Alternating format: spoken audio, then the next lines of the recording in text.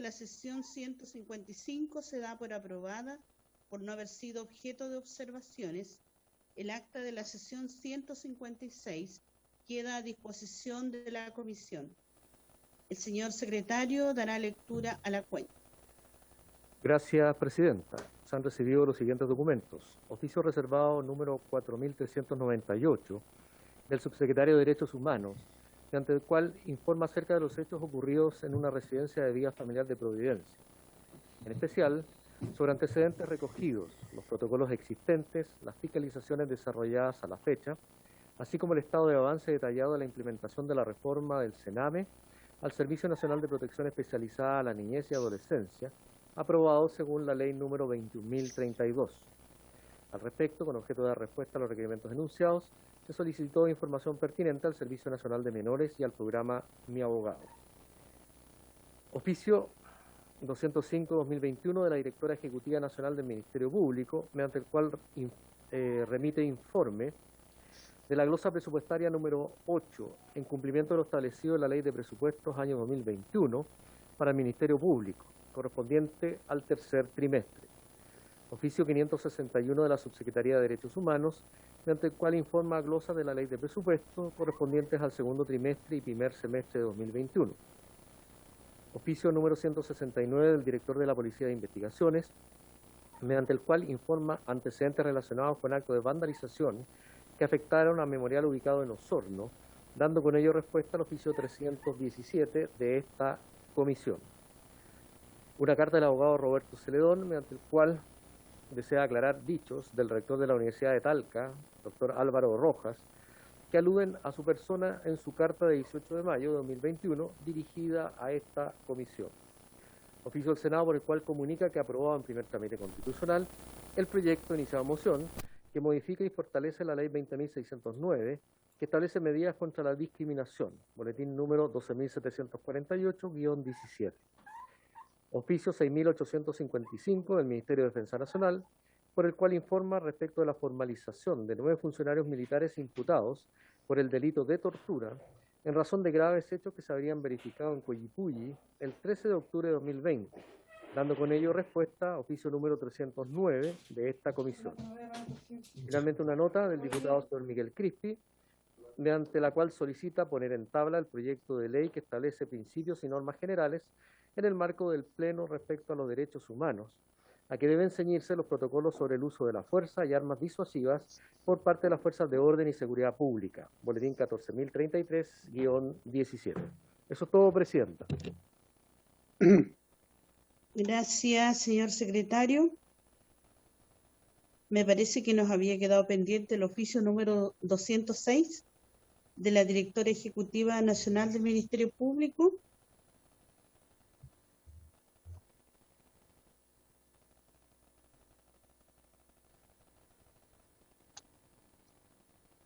Don Juan Pablo. No, presidente, esos son los documentos que yo tengo registrados en la cuenta del día de hoy. Ya, de acuerdo.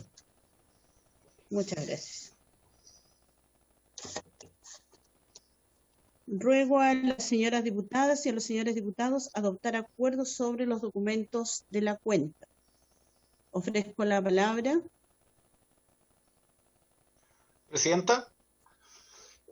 Ofrezco la palabra, diputado Miguel Crispi. ¿Cómo está, presidenta? Sí, como le había mandado una comunicación en la cuenta, quisiera solicitar que tomáramos el acuerdo de poner en tabla un proyecto que ingresamos el año pasado y que tiene como objeto elevar el estándar en bajo a los cuales se construyen los protocolos de uso de la fuerza. No definir en la ley el protocolo, pero sino definir cierto estándar alineado a los derechos humanos en relación a cómo se construyen estos protocolos y qué instancias de validación tienen. Es un proyecto que creo que puede ser bien importante, dado que se siguen repitiendo casos de uso excesivo de la fuerza y siempre quedan dudas respecto al buen uso de los protocolos, y esto le daría más fuerza sobre todo a las víctimas para tener instancias de protección. Entonces quería pedirle que si lo pudiéramos poner en votación, o sea, en discusión, puede ser o los días lunes por la tarde o los días miércoles. Ya. Pudiéramos establecer el acuerdo tal vez para el lunes a mediodía, como establecimos en las sesiones anteriores, ¿le parece? Perfecto, yo puedo Ya. convocar a un grupo de expertos y expertas, además de quienes la comisión quisieran invitar, Ya. para que podamos iniciar la discusión. Me parece. Presidenta, el diputado don Mario Venegas le solicita la palabra. Ofrezco la palabra al diputado Mario Venegas. Sí, en relación a lo planteado por el diputado Crispi, tengo que dejar constancia que me es imposible participar de ninguna reunión el día lunes, toda vez que en mi condición de presidente de la Comisión de Educación ya tengo reuniones formales en la mañana y en la tarde de una... De acuerdo. Entonces, les rogaría que si lo tienen a bien poner en tabla, se haga en la sesión ordinaria el día miércoles. Ya, nos vamos a coordinar, diputado.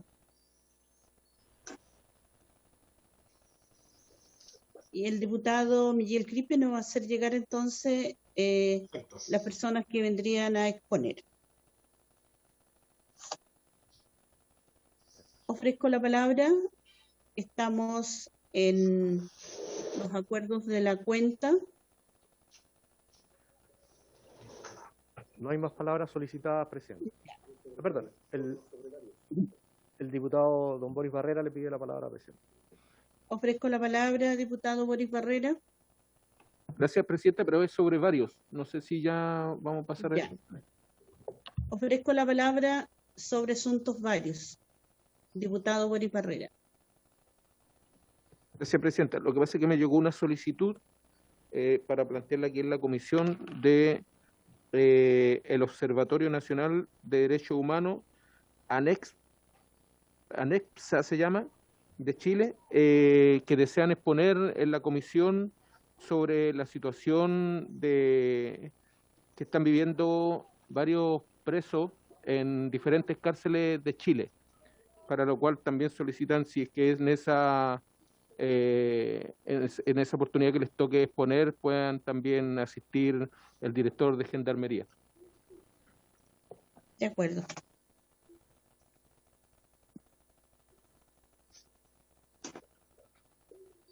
Señor secretario, podremos establecer el acuerdo para la invitación y buscaremos la fecha respectiva respecto al punto que nos ha señalado el diputado Boris Barrera.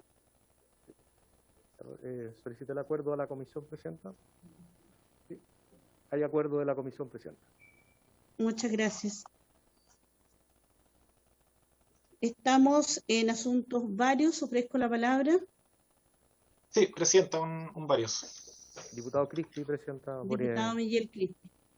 Gracias. Sí, presidenta, recibí un informe del estudio jurídico Caucoto Abogados en relación a beneficios penitenciarios e indultos concedidos por el gobierno de Sebastián Piñera a condenados por crímenes de lesa humanidad.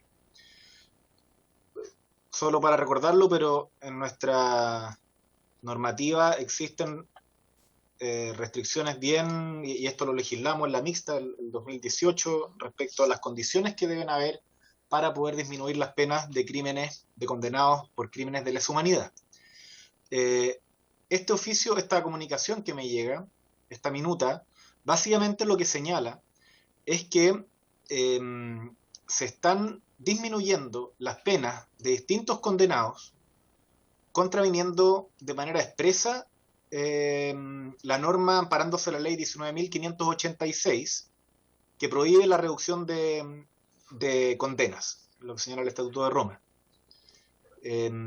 Esto sin información pública, sin opinión de las familias, ni de los jueces que intervinieron, ni ante ente alguno.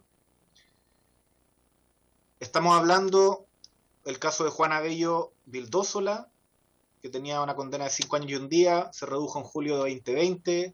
Lander Uriarte Buroto, una condena de 6 años, reducción de condena en octubre de 2020. Rodrigo Pérez Martínez, reducción de condena en diciembre de 2020.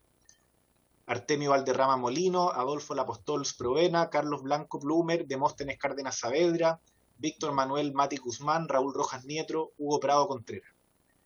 Esta es una situación que creo que debiera ser aclarada, porque está el ministro aquí presente probablemente escuchando y no va a ser el objeto en esta sesión de resolver las dudas, pero a mí me gustaría que pudiéramos invitar a quienes hicieron este trabajo del estudio jurídico de Caucoto Abogados, que es un estudio jurídico que creo que nadie podría dudar de sus credenciales para hablar de estos temas, y también, por supuesto, invitar al ministro para poder hablar respecto a esto, porque efectivamente, si es que se hubieran disminuido estas penas respecto a condenados de crímenes de lesa humanidad, sin considerar en estricto rigor lo que señala la ley, estaríamos frente a un problema mayor. Estoy seguro que el ministro podrá dar las explicaciones, pero me parece que al menos debiéramos tener una sesión para poder revisar este asunto. Gracias, diputado Miguel Crispi. Señor secretario, pudiéramos también solicitar este acuerdo que ha solicitado el diputado Miguel Crispi para una sesión especial que lo estableceremos dentro del día lunes, como lo habíamos acordado en la comisión. ¿Habría acuerdo? Sí, hay acuerdo, presidente. Muchas gracias.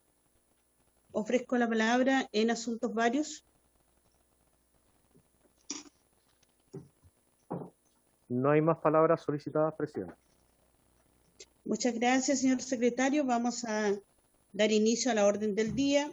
Esta sesión tiene por objeto tratar la siguiente tabla: continuar con el estudio del proyecto de ley de origen en moción de las diputadas y diputados Ricardo Celis, Miguel Crispi, Carmen Hertz, Marcos Silavaca, Claudia Mix, Manuel Monsalve, Emilia Nullado, Luis Rocaful, Alejandra Sepúlveda y Leonardo Soto, que modifica el Código Penal y el Código Procesal Penal para reconocer derechos penales y procesales en favor de las personas pertenecientes a los pueblos indígenas. Boletín número 13.715-17. Para este propósito se acordó invitar al señor ministro de Justicia y Derechos Humanos, Hernán Larraín Fernández, o en su defecto al señor subsecretario de Justicia, a la Lamuen vocera del Mache Celestino Córdoba, Cristina Romo, y al Lamien José Huenchunao. Ellos se encuentran ya conectados. Le agradecemos a cada uno la invitación, de que hayan aceptado la invitación, y le voy a otorgar la palabra al señor ministro de Justicia y Derechos Humanos, señor Hernán Larraín, dado que también él posteriormente va a tener que participar en una sesión en el Senado. Ofrezco la palabra, señor ministro. Muchas gracias, presidenta. Junto con saludarla a usted, aprovecho de saludar también a diputadas y diputados que forman parte de esta comisión y a quienes han sido invitados a participar en ella, así como al personal de su secretaría.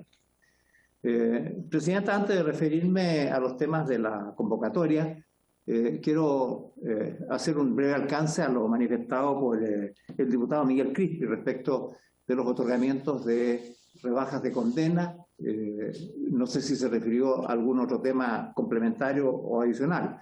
Encantado, podemos informar. Creo que hemos hecho algún informe respecto de esta materia anteriormente, pero no sé si a esta comisión, pero hemos hecho y estamos, por cierto, siempre dispuestos a dar los antecedentes que explican la perfecta y plena legitimidad y legalidad de lo que hacemos, tanto a la luz del derecho internacional de los derechos humanos, como por ejemplo el Tratado de Roma, que permite en ciertas circunstancias entregar estos beneficios de rebaja de condena, como muy particularmente a nuestra propia legislación y jurisprudencia, ¿no? Nosotros hemos tenido, respecto de algunas rebajas, reclamos de algunas personas que han sido beneficiados o algunos que se han opuesto, y la jurisprudencia la ha establecido sobre esta materia la Corte Suprema. De manera que felices de poder compartir con ustedes estos antecedentes que nos han hecho tener una línea que entendemos es plenamente arraigada a la legalidad que existe en nuestro país, refrendada por la jurisprudencia. Pero quedamos a su disposición, presidenta, sobre esa materia. Solo quería hacer este alcance, ya que, estando presente, escuché al diputado Miguel Crispi referirse a esta materia y estamos a su disposición.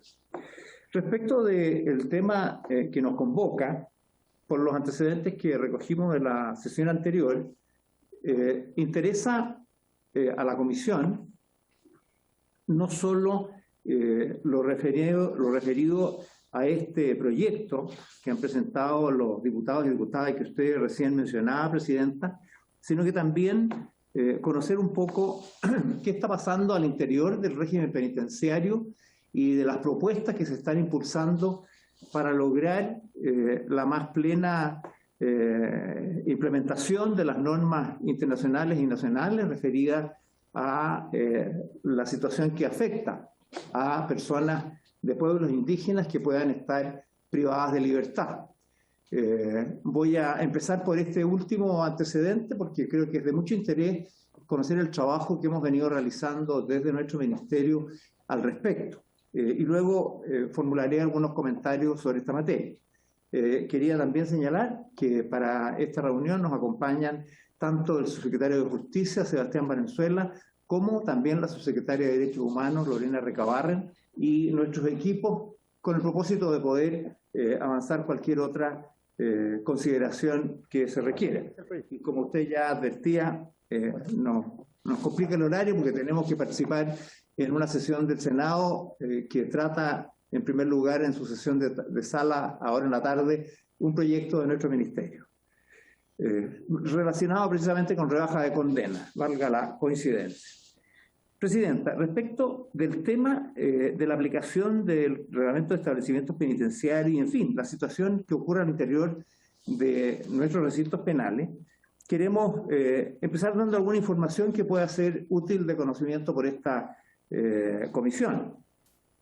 De acuerdo a los últimos antecedentes que tenemos, al 30 de junio de este año, la población que declara pertenecer a un pueblo originario, es una autodeclaración hecha en el ingreso de estos, es en total de 1.584 personas. 1.584 personas, existiendo a ese minuto 39.848 personas privadas de libertad.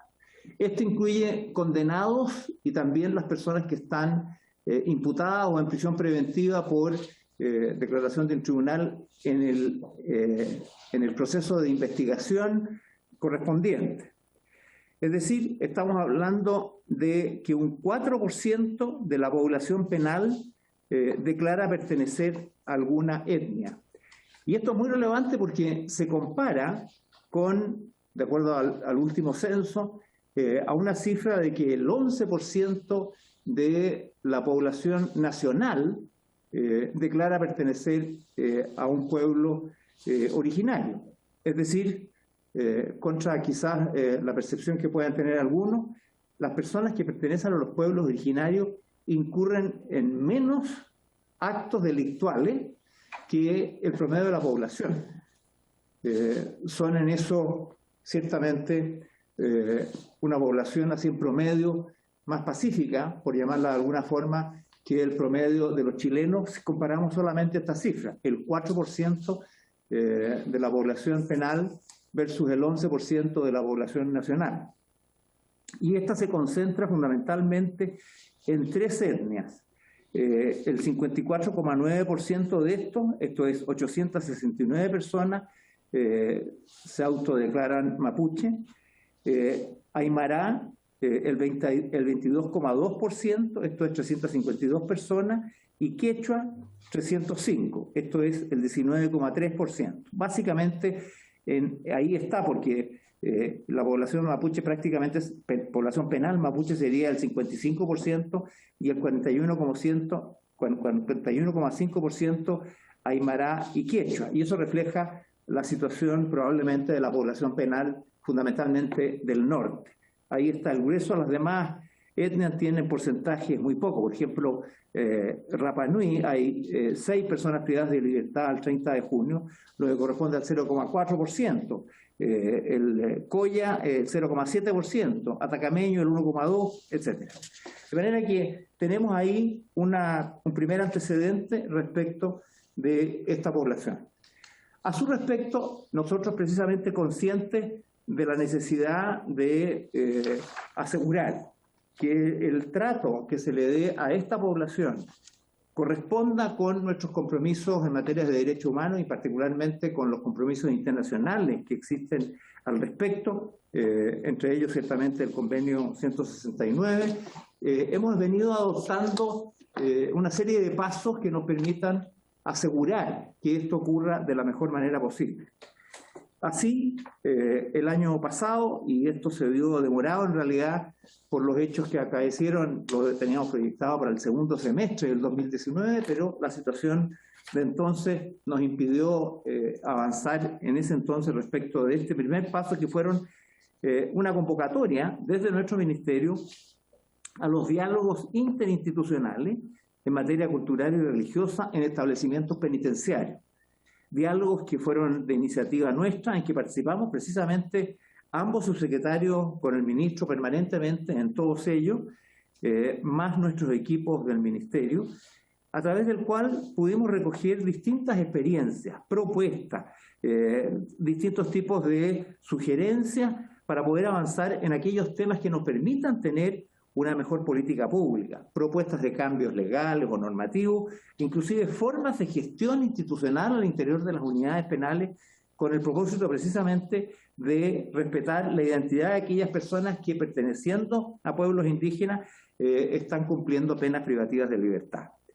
La verdad es que fue muy intenso el debate que tuvimos, fue extraordinariamente valioso e interesante. Tuvimos la participación de personas, por cierto, pertenecientes a distintos pueblos indígenas del país, incluso Rapa Nui. Hicimos todos los esfuerzos para poder tener la mayor vocería de personas representativas. No hablamos de representantes porque no fueron escogidos, pero sí representativas del pensamiento y de la visión de cada pueblo indígena. Pero también hay muchos expertos, hay varios centros académicos en distintos lugares, fundaciones, ONG, especializados en temas de interculturalidad, expertos en derechos humanos y normativa internacional que esté vinculada a los pueblos indígenas, y por cierto, ciudadanos y ciudadanos que desde su experiencia nos aportaron en esta materia.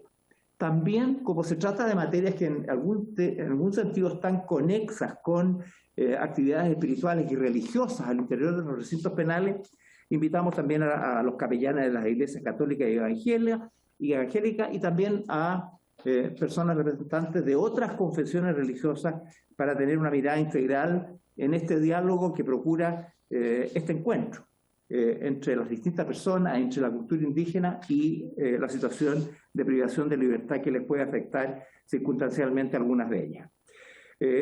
Concluidos estos diálogos, se elaboró un informe el año 2020 que recogió los principales puntos y recomendaciones que surgieron de ese diálogo, de ese proceso, y que a partir de él decidimos construir una fase 2 que ha tenido lugar precisamente este año, encargándole a nuestra división de reinserción social del Ministerio de Justicia y Derechos Humanos, cuya jefa, Macarena Cortés, también aquí nos acompaña, con el propósito de hacer una bajada de esos distintos conceptos surgidos del diálogo, de esos acuerdos, a normas que pudieran realmente ser operativas tanto en nuestro reglamento de establecimientos penitenciarios, como también en la norma, la resolución 3925, que aprueba las disposiciones sobre aplicación de reglamentación penitenciaria en consideración a la norma vigente nacional e internacional referidas a la pertenencia cultural y religiosa en determinadas materias, al decreto al decreto 703 que establece el reglamento de asistencia religiosa en establecimientos penitenciarios y similares, y por último una propuesta que surgía de esta comisión que trabajamos en el 2020 respecto de un consejo asesor penitenciario indígena que pudiese constituir en el ámbito penitenciario, incluso con algún grado de descentralización, la posibilidad de apoyar a las autoridades de gendarmería en las políticas que se construyen en esta materia y aconsejar y asesorar la mejor forma de resolverla. Se desarrollaron una serie de sesiones que fueron conducidas por nuestra división de reinserción social, por Macarena Cortés, en que participaron, aparte de expertos nuestros, también otros profesores expertos, profesionales de gendarmería, de CONADI, de la Defensoría Penal Pública, en reuniones que tuvieron lugar entre marzo y mayo. Las personas que participaron en calidad de expertos son personas muy connotadas a nuestro juicio y que ayudaron enormemente a poder dar una bajada concreta en términos de propuestas normativas que están en este minuto en plena elaboración. Entre ellos estuvo la profesora Nancy Yáñez de la Universidad de Chile y dos expertos vinculados al INDH y también al medio académico, Sebastián Donoso y Salvador Millaleo. De aquí surgieron, la verdad, numerosas propuestas que no puedo describirlas todas, pero quiero, solamente para que ustedes puedan percibir el trabajo que se está haciendo, puedo mencionar los aspectos centrales. Quizás lo más importante es que el reglamento de establecimiento penitenciario deberá considerar especialmente los derechos fundamentales que asisten a todas las personas privadas de libertad, en especial aquellos que pertenecen a los grupos vulnerables, procurando el ejercicio efectivo de los derechos humanos individuales y colectivos consagrados en tratados internacionales de derechos humanos compatibles con la condición de persona privada de libertad y en cuanto a las personas indígenas, a las normas del derecho constitucional y sus características económicas, sociales y culturales, enmarcándolo por tanto así dentro del convenio 169. Se estableció una norma que permita definir quiénes son las personas que pertenecen a los pueblos indígenas o tribal afrodescendiente chileno para poder asegurar con claridad a quienes se les va a aplicar este conjunto de normas. Y en ese sentido, a las garantías de libertad ideológica, espiritual y religiosa se agregan también las costumbres e identidad cultural de las personas privadas de libertad y también se considera que los principios deben establecer consideraciones especialmente referidas a sus características económicas, sociales y culturales. Eso se da en distintas dimensiones que ejemplifico. Por ejemplo, en el diseño y creación y organización interna de los establecimientos penitenciarios, para poder construirlo teniendo esto en consideración. De hecho, nosotros ya estamos impulsando la creación de módulos especiales que puedan favorecer la permanencia de personas indígenas en recintos penales. Hace unos días nos han entregado el primero de estos en la cárcel de Angol, que pronto inauguraremos y que creemos que responde a esta finalidad. Luego se hará una construcción similar en la cárcel de Temuco, de manera de poder ir generando espacios adecuados para no solamente la permanencia, sino que para el desarrollo de ciertas actividades, y no solo de carácter espiritual, sino que también para hacer talleres con pertinencia cultural y otras medidas que favorezcan la reinserción social también de las personas privadas de libertad de origen indígena, atendiendo sus particulares características. Del mismo modo, se establecen que los preceptos reglamentarios y especialmente los de orden y disciplina, sanidad e higiene, corrección en sus relaciones y en su presentación personal deben valorar precisamente el cumplimiento de las normas que afectan a cada una de estas personas. Y por lo tanto, se le deberán dar todas las facilidades para asegurar el respeto a sus particularidades en todas estas materias. También, en lo que dice relación con las actividades penitenciarias de la Administración, se tendrá especial consideración por las características económicas, sociales y culturales de las personas pertenecientes a los pueblos indígenas. En lo que dice relación con personas pertenecientes a pueblos indígenas o tribal afrodescendientes, también se caracterizará por una acción que deben desarrollar las autoridades y funcionarios de la penitenciaría que respete estas condiciones, disponiéndose de personal especializado en esta materia cada vez que sea necesario. También se establecen normas que facilitarán el acceso a su respectivo sistema o agentes médicos y a los servicios de salud intercultural, debiendo dar cumplimiento a las medidas de seguridad establecidas por la Administración Penitenciaria, agregándose a su vez a la figura del especialista en salud intercultural para la autorización de internaciones en establecimientos de salud externos, de manera de poder asegurar el tratamiento pertinente a su realidad. También, si se trata de personas pertenecientes a pueblos indígenas o afrodescendientes, se permitirá el uso de vestimentas tradicionales propias de su cultura. en los establecimientos donde haya personas privadas de libertad que requieran complementar sus estudios de educación formal, la administración penitenciaria deberá hacer las gestiones para entregar una oferta educativa con un enfoque intercultural. Al determinar la procedencia de una falta, la jefatura del establecimiento deberá considerar las características económicas, sociales y culturales de las personas pertenecientes a pueblos indígenas y tribal afrodescendientes chilenos. Frente a una huelga de hambre, cuando ésta se hubiera realizado de forma pacífica y una persona participe en ella, perteneciente a los pueblos indígenas o tribal afrodescendientes, dicha acción no podrá ser objeto de sanción. En fin, al momento de aplicar las sanciones, se deberán tener en consideración las características precisamente de estas personas atendido a su origen. Al momento de la concesión, suspensión o revocación de permisos intrapenitenciarios, se deberán tener de nuevo en consideración también las características de las personas pertenecientes a pueblos indígenas o tribal afrodescendientes chilenos. Lo mismo con la oferta educativa, la posibilidad de salidas esporádicas de personas pertenecientes a pueblos indígenas o tribal ascendientes chilenos privadas de libertad, cuando éstas se fundamenten en indicaciones terapéuticas con pertinencia cultural o a ceremonias y fechas significativas. Y se deberá tener, por cierto, en cuenta los antecedentes respecto a la conducta y a su confiabilidad. No quisiera agotar, pero hay muchas normas que se están convirtiendo en proposiciones de cambios normativos a los reglamentos que antes mencioné, incluyendo la creación de un consejo asesor penitenciario para asesorar precisamente a las autoridades de gendarmería y a los funcionarios que lo requieran, cuyo propósito es promover medidas destinadas al reconocimiento y protección de los valores y prácticas sociales, culturales, religiosas y espirituales de las personas indígenas y afrodescendientes que se encuentran bajo la custodia y control de Gendarmería de Chile. Uno tiene que tener en consideración que no todas las personas que trabajan en Gendarmería son expertos en las distintas materias, y cuando se solicitan permisos especiales, no siempre el alcaide o el director regional de Gendarmería es experto en las materias propias de la solicitud que se está haciendo.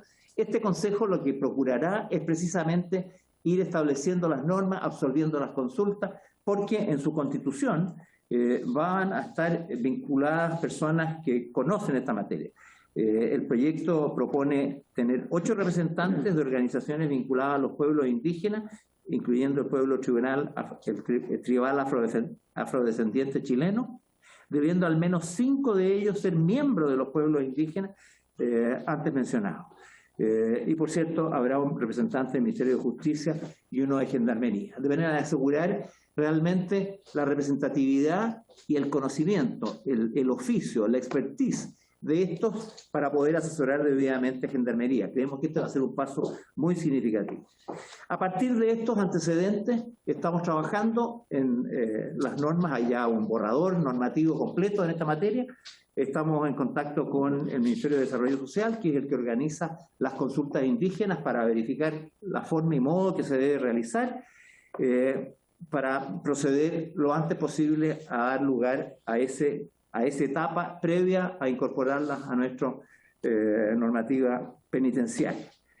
Y finalmente podemos señalar que ya hemos incorporado en el actual proyecto de renovación del reglamento de establecimiento penitenciario, que cuando nosotros asumimos esta tarea estaba ya en trámite, lo retiramos, le introducimos diversas normas, entre las cuales pudimos incorporar algunos principios. Por ejemplo, el principio de igualdad y no discriminación, el cual dispone que las normas establecidas en el presente reglamento rigen para todas las personas sometidas a la atención, vigilancia, custodia de administración penitenciaria, debiendo ser aplicadas imparcialmente. Y por lo tanto la administración penitenciaria no podrá establecer distinciones, exclusiones o restricciones arbitrarias que causen privación, perturbación o amenaza en el ejercicio legítimo de los derechos fundamentales de las personas fundados en motivos tales como raza o etnia, nacionalidad, situación económica, idioma, ideología u opinión política, religión, creencia, educación o participación, etcétera. De manera que están todos esos aspectos muy similares a los establecidos en la ley antidiscriminación o la ley SAMUD. También se agrega especialmente una norma que establece que la administración penitenciaria deberá velar especialmente porque sus actuaciones se lleven a cabo considerando y resguardando la pertinencia cultural en la medida que sea compatible con el régimen de privación de libertad de que se trata.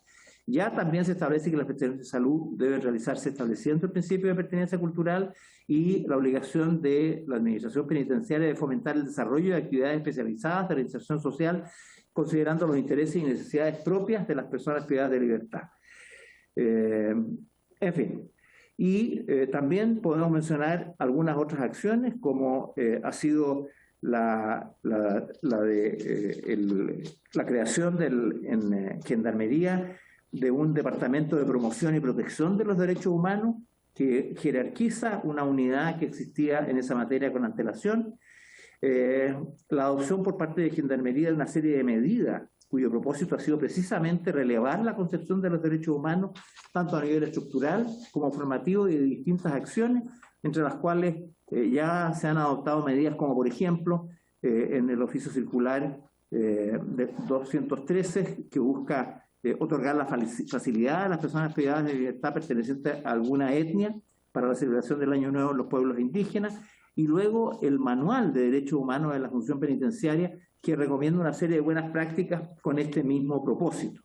Y ya esto incluye, por ejemplo, las posibilidades de ceremonia, de ingreso de hierbas medicinales, el uso de vestuario autóctono, un especial trato brindado a los loncos y machis del pueblo mapuche, respeto a las personas que visitan a las personas privadas de libertad de los pueblos originales, etc. Y finalmente menciono la circular 3925 de julio del año pasado, en donde se aprobaron una serie de disposiciones muy importantes, precisamente que ya avanzaron en la aplicación directa del convenio 169, que permite en el ámbito educacional y en la calificación de conducta que estos elementos no sean exigibles de la misma forma que el resto de las personas privadas de libertad, de acuerdo a su situación, y en tanto no exista una oferta educativa con pertinencia cultural. También se hizo una especial mención y reglamentación del ingreso de médicos pertenecientes o expertos en salud pertenecientes a pueblos originarios, así como también la posibilidad de ingresar medicina tradicional, y se dispuso que las huelgas de hambre que fueran desarrolladas de forma pacífica no serán susceptibles de sanciones. Quiero recordar que específicamente esta normativa a la que me refiero fue conversada en su minuto con el representante regional para América del Sur de Naciones Unidas, ACNUD. También la conoció el Instituto Nacional de Derechos Humanos, y recibimos de ellos un reconocimiento porque constituían avances concretos en la forma como nuestro régimen penitenciario debe asumir este proceso. Y esperamos, ojalá, dentro de esta administración, dejar este proceso concluido con un proyecto de cambios en el reglamento penitenciario que hagan realidad todas estas normas y otras que por el tiempo no desarrollan. Dicho lo anterior, Presidenta, me refiero a al proyecto de ley presentado por diputados y diputadas, que está en el primer trámite constitucional en esta Comisión de Derechos Humanos y Pueblos Originarios. Los fundamentos de esta iniciativa, a la que usted también se refirió, tienen por fundamento garantizar el respeto, la protección y la promoción de los pueblos indígenas. Por ello, se trae especialmente a colación el artículo 10 del convenio 69 de la OIT, que establece la obligación del Estado de que los jueces, al momento de imponer sanciones penales previstas por la legislación general, tengan en cuenta las características económicas, sociales y culturales de los miembros de los pueblos indígenas, debiendo preferir otros tipos de sanciones distintas a la de la privación de libertad en establecimientos penitenciarios. Y hay una serie de otros antecedentes que se mencionan para estas finalidades. Nosotros tenemos claro la existencia de estas normas y también de los estándares internacionales en materia de derechos humanos que se han referido a Chile, como lo ha hecho el Comité contra la Tortura en agosto del 2018, como lo hizo en marzo de ese mismo año el Comité para la Eliminación de la Discriminación contra la Mujer en sus observaciones finales respecto de nuestro país, lo que estableció el Comité de Derechos Humanos en agosto del 2014, también referido a nuestro país, así como el Comité para la Eliminación de la Discriminación Racial, en sus observaciones finales, hechas en agosto del 2013 sobre esta materia. Lo mismo el informe del relator especial sobre promoción y protección de los derechos humanos y las libertades fundamentales en la lucha contra el terrorismo de abril del 2014, lo señalado por el Instituto Nacional de Derechos Humanos en diversos informes, particularmente el del 2018, entre otras consideraciones.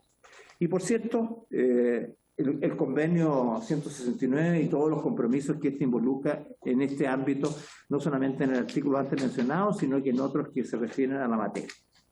Dicho lo anterior, Presidenta, entrando ya de lleno a hacer algunos comentarios a las normas en cuestión. Entendemos que aquí se está haciendo un esfuerzo especial por cumplir con el convenio 169 y en ese mismo sentido quiero manifestar una observación general respecto a la necesidad de cumplir en este ámbito con la obligación de la consulta indígena que dicho convenio exige, ¿no? Y recuerdo que respecto de esta materia el Congreso hace algunos años, y me tocó participar en ello, dispuso una reglamentación especial para la forma como los proyectos de ley, particularmente los iniciados por mociones parlamentarias, debían cumplir con esta consulta indígena, que también es necesaria para esta iniciativa de ley. Entrando ya a su articulado, no voy a hacer un análisis completo y exhaustivo, sino que respecto de las principales normas que está proponiendo. Respecto al artículo primero del proyecto de ley, el proyecto establece en esta disposición una norma que pretende prohibir que las organizaciones que persiguieran una reivindicación territorial cuya legitimidad fuera reconocida por el derecho internacional sea constitutiva de asociación ilícita terrorista, de acuerdo a lo que establece dicha ley, la ley 18.314. Sobre esto, nosotros consideramos que en los estudios que hemos alcanzado a hacer en estos días, que el delito de asociación ilícita es un delito de mera actividad, de peligro y de participación necesaria. Y en ese contexto debemos tener presente que la asociación ilícita terrorista exige para su concurrencia estándares mayores que los que se establecen obviamente para la asociación ilícita en el ámbito del Código Penal. Ahora, sí debemos agregar que la asociación ilícita terrorista exige una cualificación especial en orden a que los partícipes deben tener una intención específica. Esto es, producir en la población, por una parte de ella, el temor justificado a ser víctima de delitos de la misma especie, sea por la naturaleza y efectos de los medios empleados, sea por la evidencia que obedece esta acción a un plan premeditado en contra de una categoría determinada, a un grupo determinado de personas, o sea porque se cometa para arrancar o para impedir la adopción de resoluciones por parte de la autoridad o para exigirle ciertas materias a la autoridad. Y aquí, Presidenta, estimadas diputadas y diputados, la observación. Este ilícito exige que la finalidad específica, anotada como un elemento subjetivo al injusto, exige construirse como un elemento subjetivo de tendencia interna intensificada, lo que no tiene nada que ver con que la asociación se genere como medio para alcanzar una expectativa territorial. Puede ser perfectamente legítimo que un grupo se organice para realizar y formular reivindicaciones territoriales. Sin embargo, y siendo por cierto conteste esas reivindicaciones acordes con el derecho internacional de los derechos humanos, eso no justifica, ni puede justificar exonerar de responsabilidad penal a quienes, para la consecución de esos fines, cometan delitos. Son dos cosas distintas. Por supuesto, si un grupo quiere reivindicar un territorio y lo hace de forma pacífica, no podría esto significar, en caso alguno, la perpetración de un ilícito.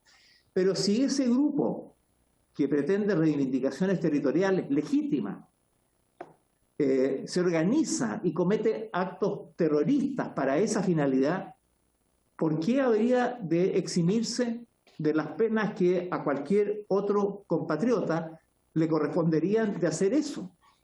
Si la legitimidad de la reivindicación no puede ser el justificativo del actuar delictual de quienes procuran lograr esa reivindicación. El fin no justifica los medios. Y eso siempre debe ser encauzado por el ordenamiento jurídico dentro del contexto del Estado de Derecho democrático. En ese sentido, una asociación que tiene por objeto una legítima reivindicación territorial no es constitutiva de delito. Solo si aparece el fin terrorista, que está tipificado y que es antijurídico, es cuando se puede configurar esta asociación ilícita terrorista probablemente tal. Y ciertamente no puede esta dejar de serlo por el hecho de que la reivindicación territorial sea legítima. Y esto no solamente se aplica a los pueblos indígenas que puedan querer, con debido fundamento, esta reivindicación territorial. ¿Qué pasaría, por ejemplo, si en el norte de Chile un grupo de bolivianos estableciera una reivindicación territorial y decidiera cometer distintos tipos de actos terroristas? ¿Quedaría también exento de esto de acuerdo a esta normativa? A su tenor literal lo estaría, porque son personas que están haciendo una reivindicación territorial que para los bolivianos, está en su constitución incluso, es legítima. Eso es algo también que vamos a exonerar si recurren a medios y métodos terroristas tipificados por la ley. Y digo la ley, porque claro, uno puede decir que no me gusta esta ley. Bueno, modifiquemos la ley, ese no es el tema. El tema es que esta norma lo exime de cualquier asociación ilícita terrorista que la ley pudiera tipificar. Y eso no nos parece que sea razonable.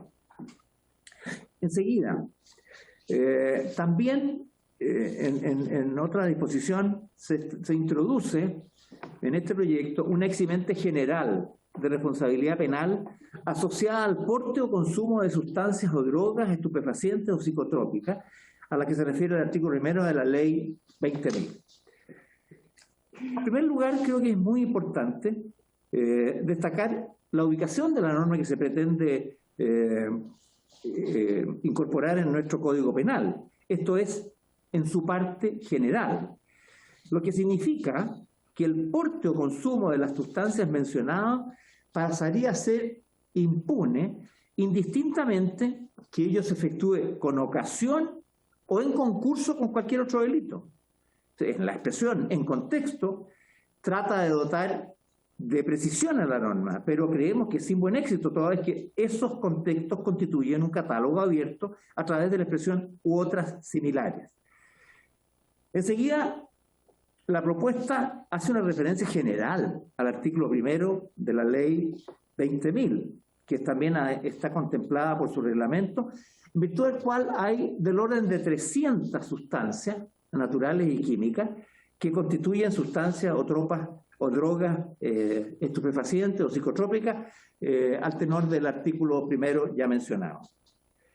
La verdad es que no se entiende ni se justifica la amplitud de las sustancias a las cuales esta norma pretende exonerar de responsabilidad penal.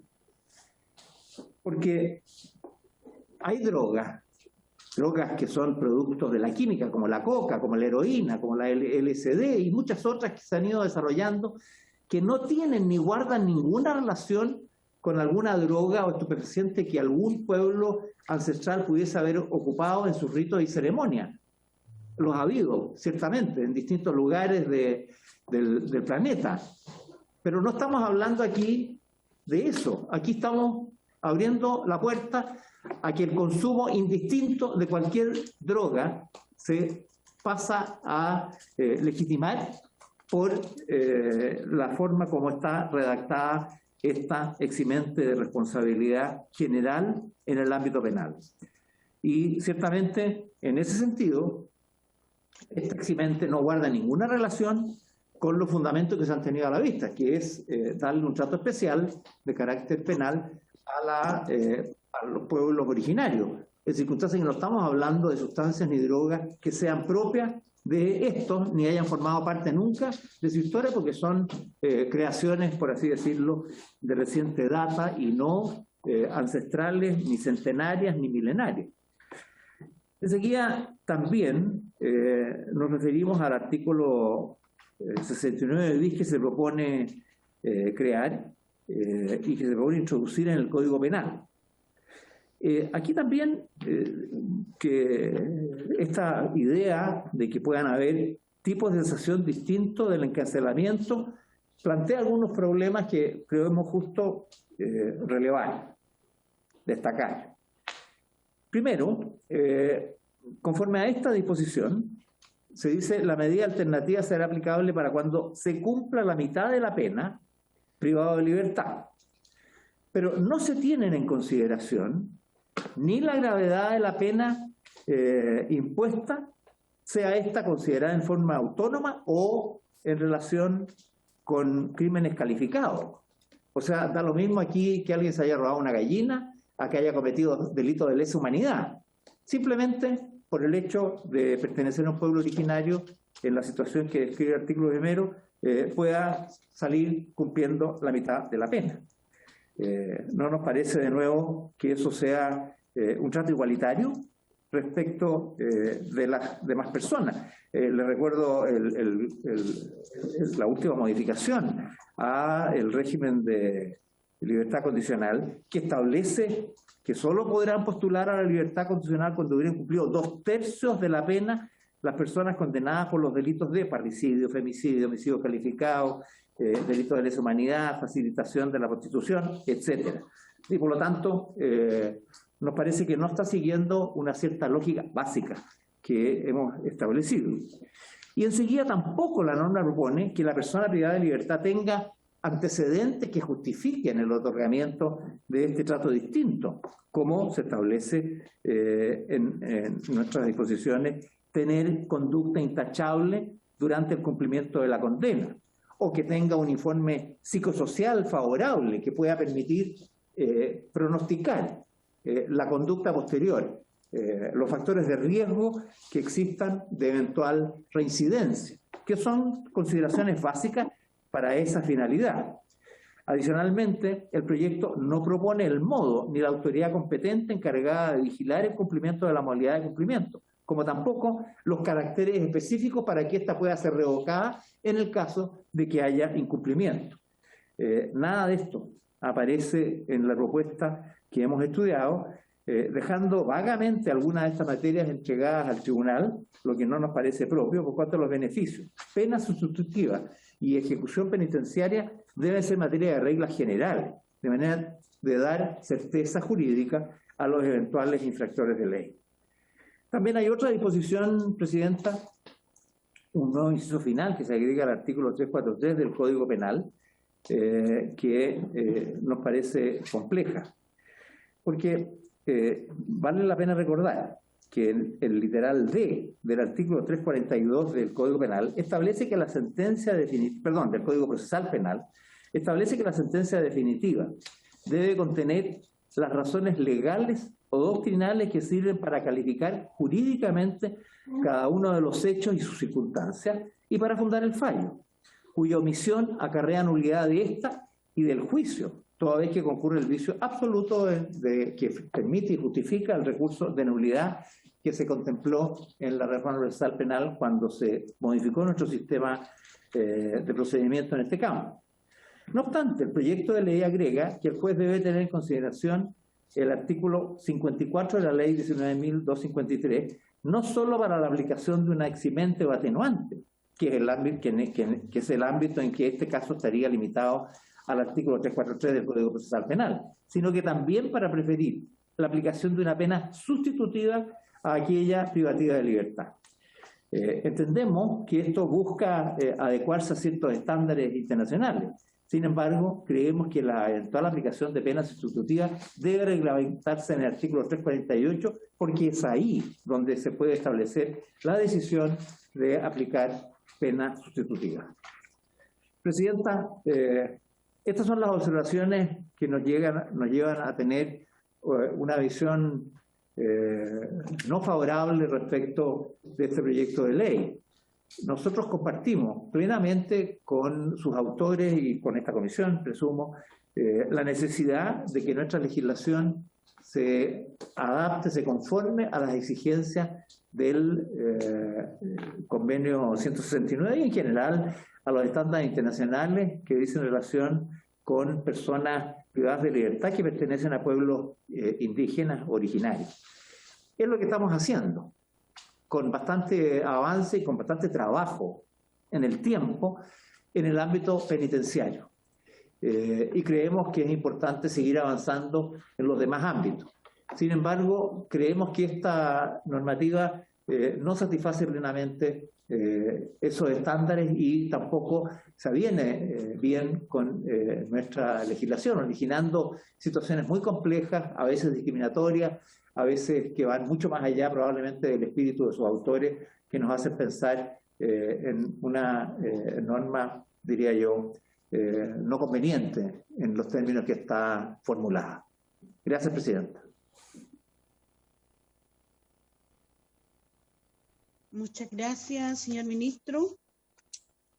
Ha estado en los minutos precisos, ya son las 16 horas, así que no le vamos a poder hacer preguntas, pero sí yo quisiera que pudiera acompañar a la Secretaría, enviar los antecedentes, la estadística respecto a pueblos indígenas que usted nos señaló y toda la exposición que ha hecho para que la pudiera remitir a la Secretaría y que podamos disponerla para el debate que se está generando a través de este proyecto. Mucho gusto, Presidenta. Le haremos llegar los antecedentes que estoy cierto van a ayudar a que la Comisión tenga a la vista lo que estamos haciendo y las inquietudes que nos levanta el proyecto de ley que ustedes están estudiando. Gracias, Presidenta. Y lo otro, señor ministro, la posibilidad de poder acompañar, independiente de la sugerencia que se ha planteado, que la ha hecho usted, que también lo han hecho los anteriores expositores respecto a cuál debiera ser este proceso. Es importante también que usted, como siendo el Ejecutivo, nos pueda acompañar en las sesiones que nos quedan para que podamos también a partir de ahí hacer las consultas o alguna de las sugerencias que ustedes puedan ir recomendando. Lo posible, Presidenta, y en relación a la consulta indígena, yo sugiero que tomen contacto con el Ministerio de Desarrollo Social, con la UCAI, que es la entidad, la sección de ese ministerio que colabora con esto, sin perjuicio de que hay un reglamento propio del Congreso para efectuar las consultas en el ámbito de la tramitación de proyectos de ley, particularmente cuando son mociones. En consecuencia, yo sugiero que también se tenga eso presente y cuando analicen el tema de la rebaja de condena sugerido por el diputado Crispi, si nos avisan con anticipación podemos llevar todos los antecedentes que explican y justifican la forma como hemos trabajado esta materia que entendemos, no solamente pegada a la ley, sino que además a los estándares internacionales reconocidos así por la Corte Suprema. Bien, muchas gracias. Voy a otorgar la palabra ahora a la vocera del Machi Celestino Córdoba, a la bien Cristina Romo y también a la bien José Huenchunao, para que puedan coordinarse.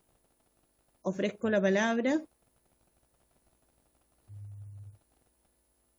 Luego, Le Presidenta. agradecemos, señor ministro. Sí, le agradecemos.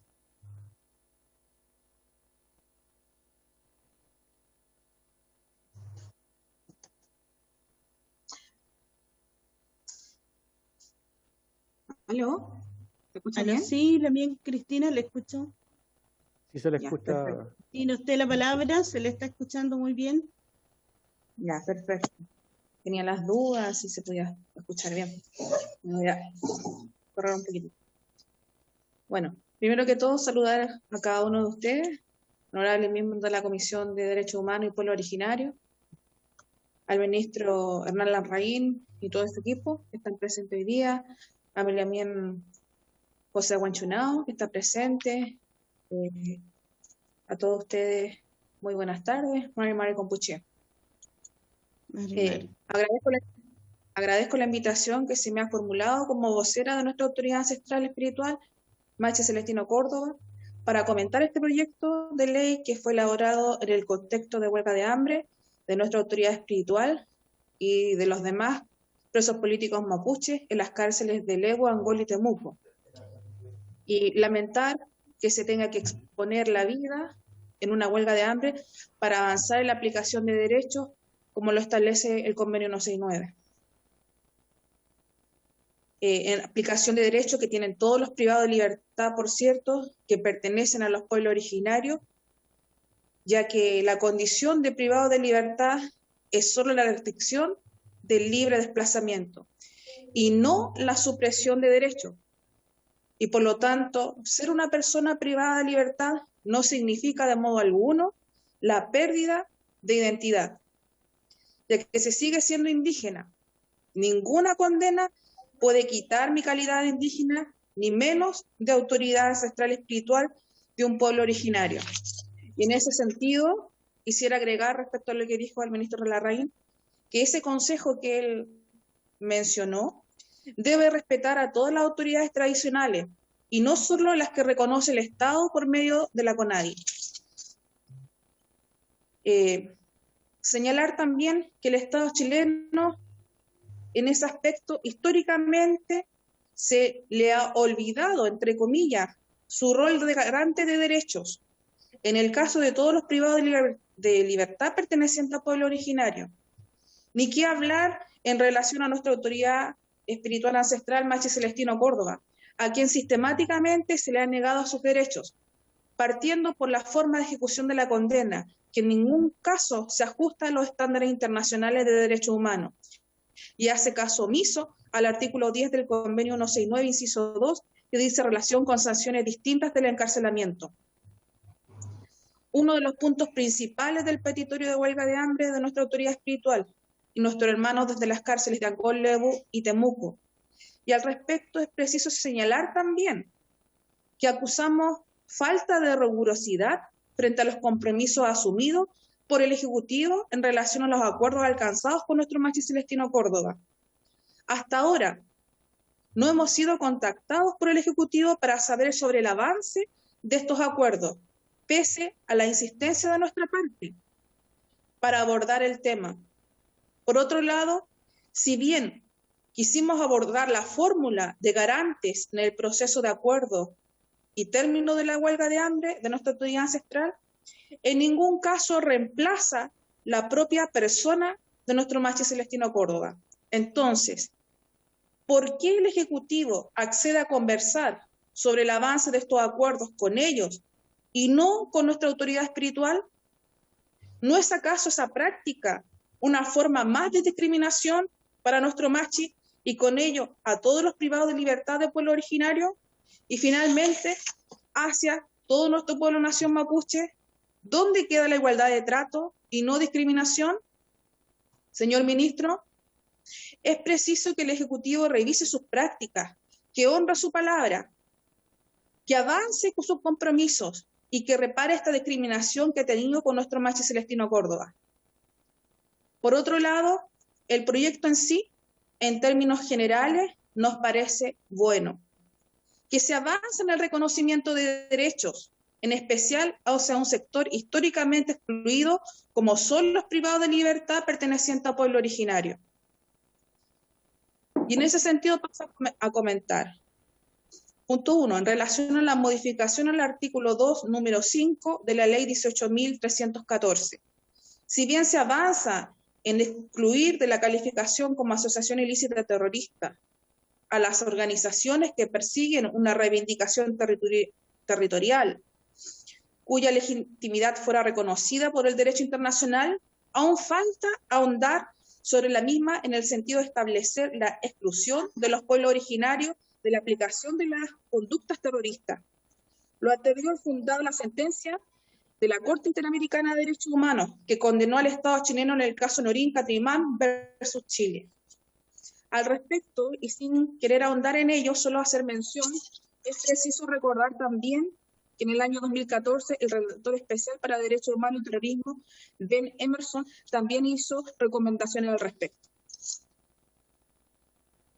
En el punto 2, en relación a la modificación del artículo 10 del Código Penal para crear un ordinario 14, si bien nos parece altamente positivo que se reconozca el uso de sustancias o drogas estupefacientes, psicotrópicas, a las que se refiere el artículo 1 de la Ley 20.000, a las autoridades ancestrales, indígenas o las indígenas que tengan la referida calidad de conformidad con la Ley 19.253, en el contexto de actividades culturales, ceremoniales, religiosas, festivas u otras similares. Al respecto, dos sugerencias. Lo primero, agregar la palabra medicinal respecto a los distintos usos, ya que es una parte importante y no accesoria el uso que se le pueda dar en un contexto medicinal.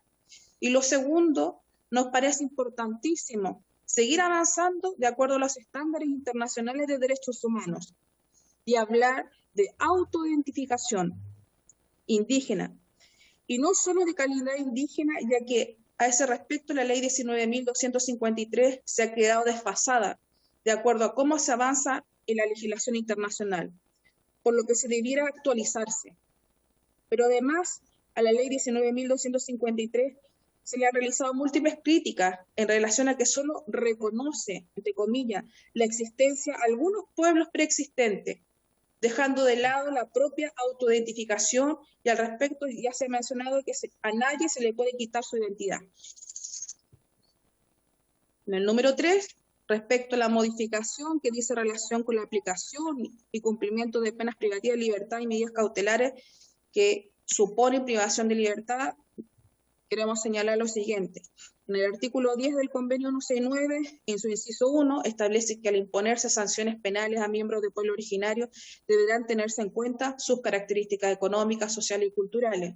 En su inciso 2, prosigue, deberá darse la preferencia a tipos de sanción distintas del encarcelamiento.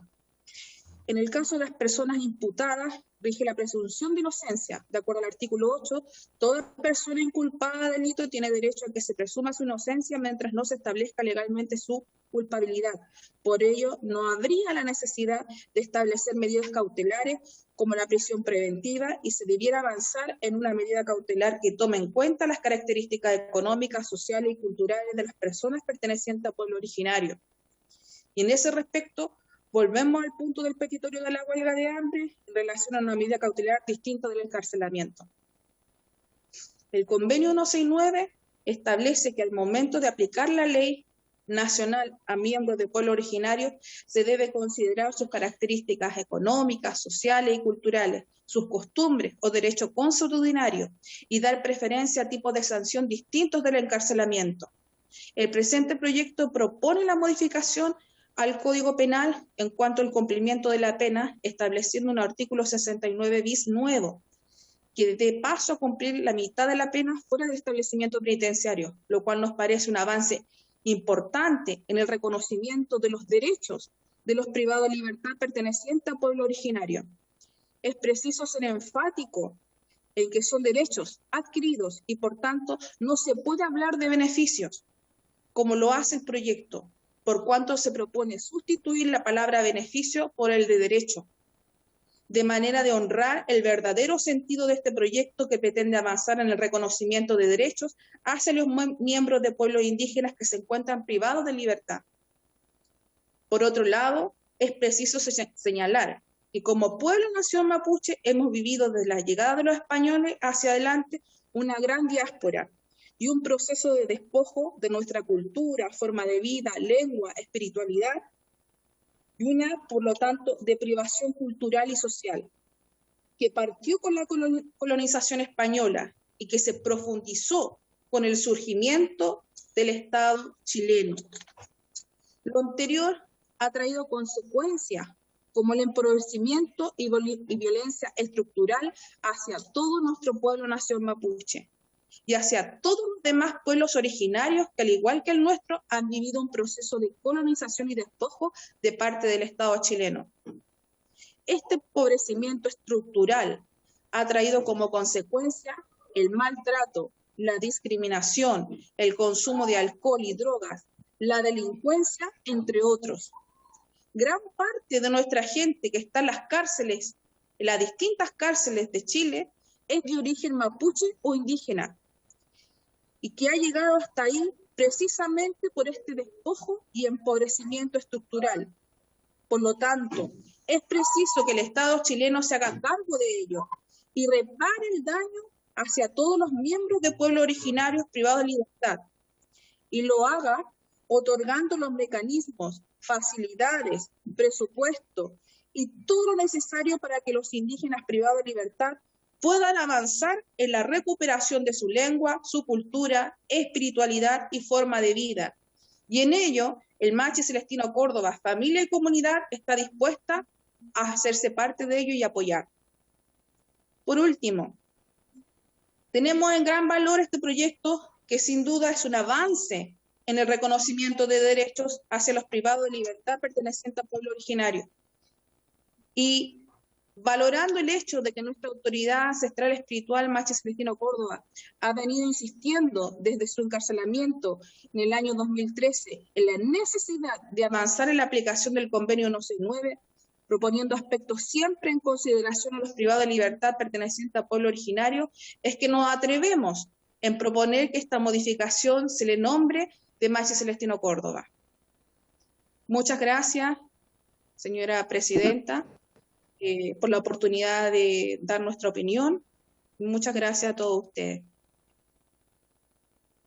Le agradecemos también, Cristina Romo, por el comentario que nos hace y también la importancia que tiene escucharla directamente en representación de nuestro Lamien el Machi Celestino Córdoba, y quiero otorgar la palabra al Lamien José Huenchunao. Bueno, buenas tardes a todos los presentes.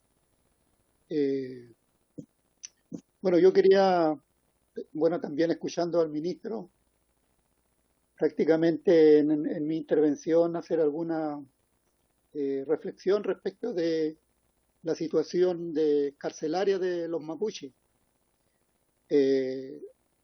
Partamos de que, este proyecto que se está presentando, o lo que planteó el ministro, se ha dado principalmente porque la gente que ha estado preso, sobre todo los presos políticos mapuche, en la cual básicamente quiero considerar, digamos, en mi presentación, se han movilizado para que se nos considere como, o se nos reconozca también nuestra particularidad. En ese sentido, como dice la argumentación de este proyecto, que hay bastantes antecedentes internacionales que podemos calificarlo de jurídico y que nos permiten pensar que Chile podría avanzar mucho más en lo que ha hecho hasta ahora con respecto, digamos, al reconocimiento de los pueblos indígenas y sobre todo, digamos, a la gente que tiene privado de libertad, sobre todo a la gente que tiene alguna motivación política respecto de la reclamación de sus derechos. Y en ese sentido, a la gente que ha estado privada de libertad, nos ha tocado asumir algunas situaciones que son que están muy lejos de ser de garantizar, digamos, por ejemplo, el debido proceso, porque se han, por ejemplo, en el mismo tema de la ley antiterrorista, o cuando se califica un hecho de terrorismo, se usan distintas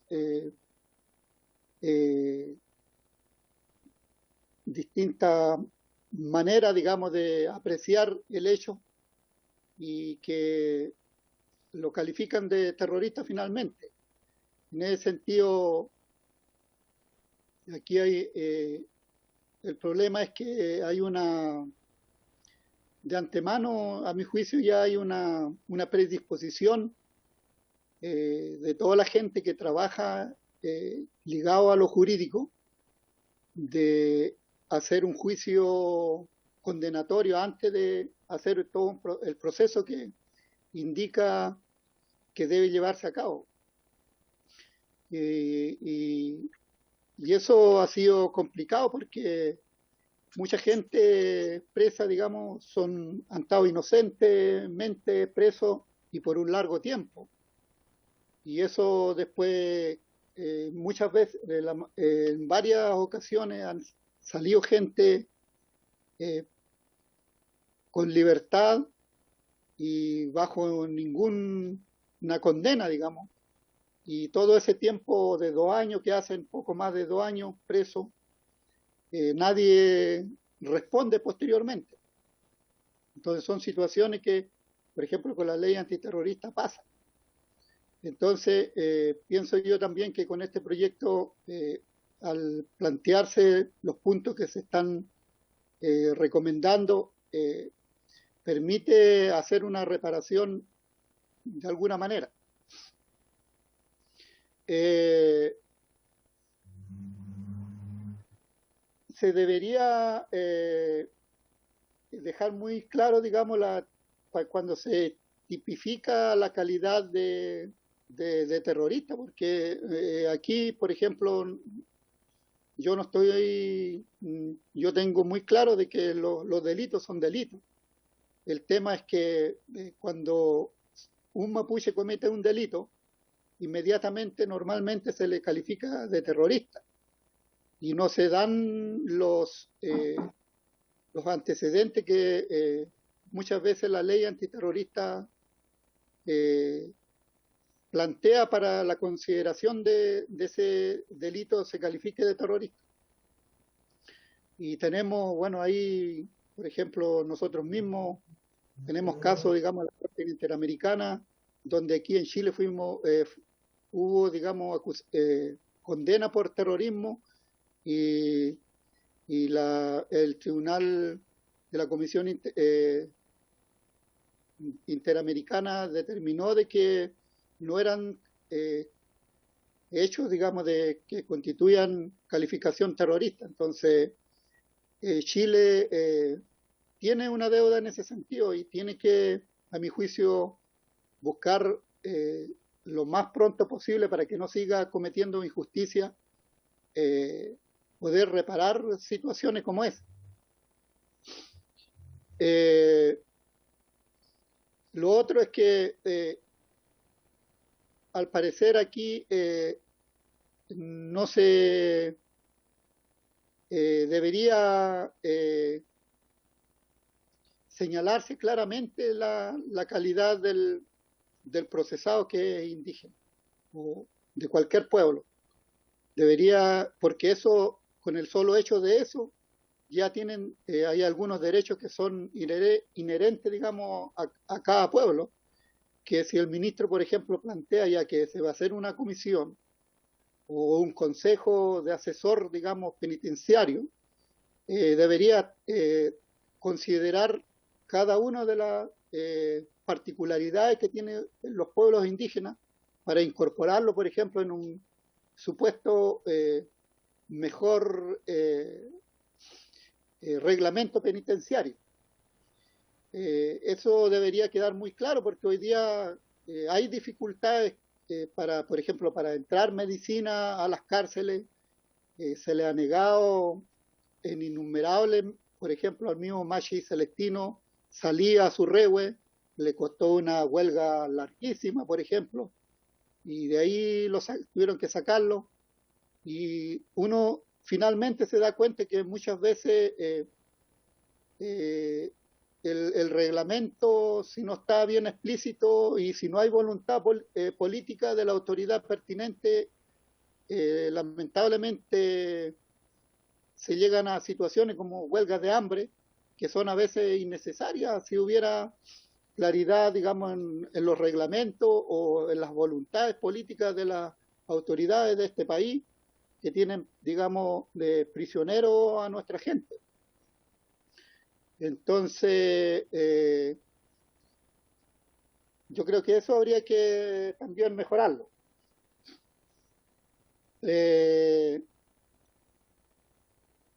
Claro, nosotros todos estamos de acuerdo en que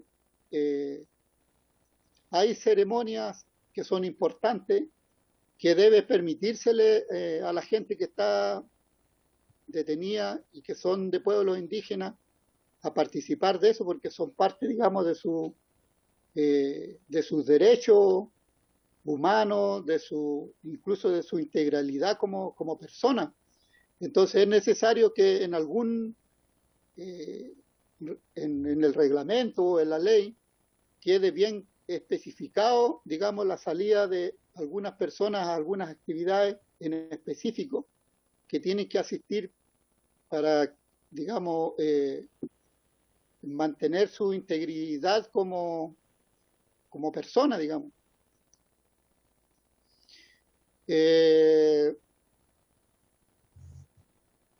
Bueno, eso sería por mi intervención, así que le agradezco que me hayan escuchado y esperemos que, bueno, lo que más uno necesita, porque lo que planteó el ministro en realidad, si sus palabras fueran reglamentos, si sus palabras fueran ley y sus palabras fueran la voluntad verdadera de este gobierno, en realidad yo creo que no tendríamos las dificultades o los problemas que tienen hoy día los presos mapuches, específicamente en las distintas cárceles que existen en este país.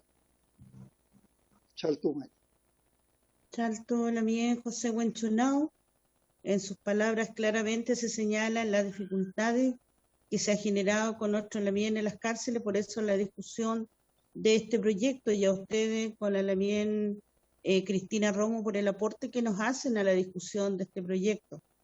Voy a ofrecer la palabra a los diputados y diputadas si tienen consulta para nuestros invitados e invitadas.